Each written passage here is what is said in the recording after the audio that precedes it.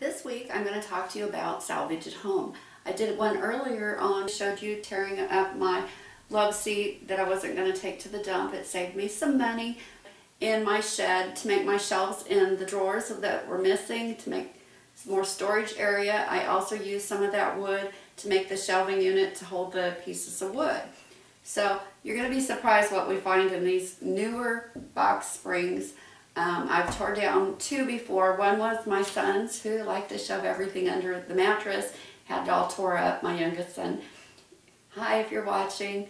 And then I had one from a friend of mine that was an older one, and when I went to pick it up I thought, my goodness, this is heavy. I will show you at the end of this video what's in an older one. They were really springs, and I'll take you outside to show you that.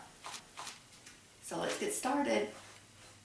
You will need a pry bar, hammer, pliers, a flat screwdriver, and a pair of scissors.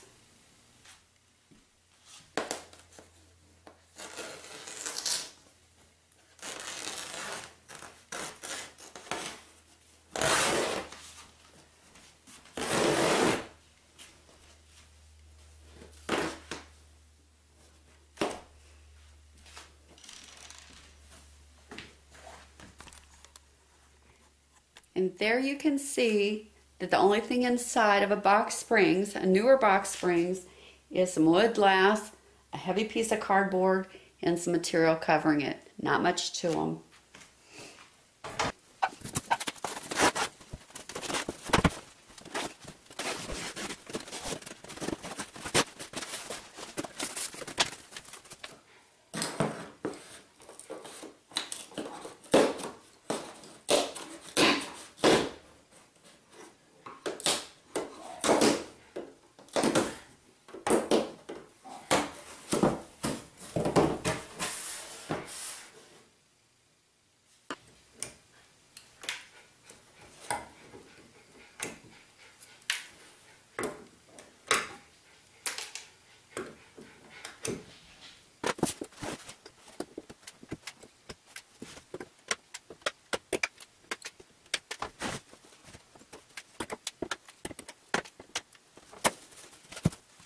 I have the cardboard off. Now I've got to get all these staples off. These plastic pieces along the edges are also stapled on. So I'll have to get them all removed before I can remove the material. So I'll be back when I get that done. I've got all the staples out. Now it's time to take apart the wood. This one's kind of broke, but still has that much of the wood left. So let's get going.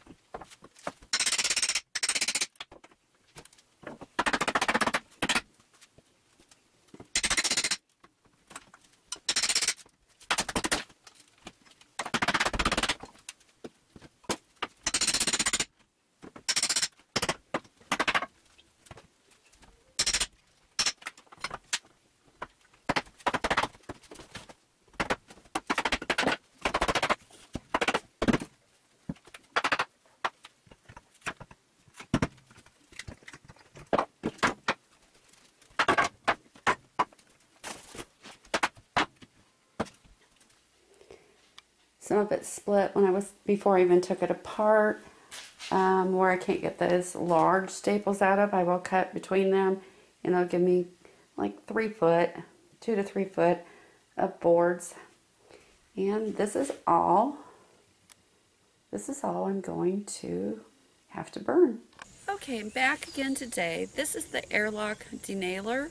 I really love this thing on taking out nails. It just takes the time down considerably. I'm going to try to use it on the staples from the box springs because that would give me more usable board foot. So, I'll show you how it works. What you basically do is take this point and put it right over the nail, and then push the button, and the air compressor, it's got a little pin that comes out and hits the end of that. I'm not sure how well it's going to work on these staples.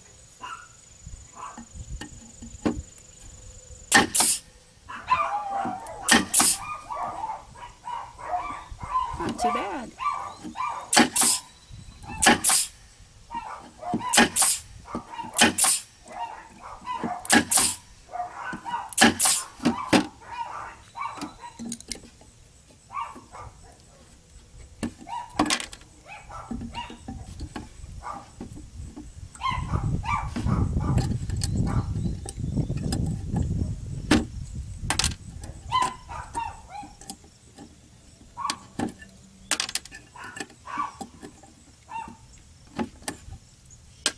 So instead of having this much board space, I've got the full board. I know there's some dings in the back, but without that I could not have pulled them staples out of this wood. So at least it helps me get more use out of this salvage wood.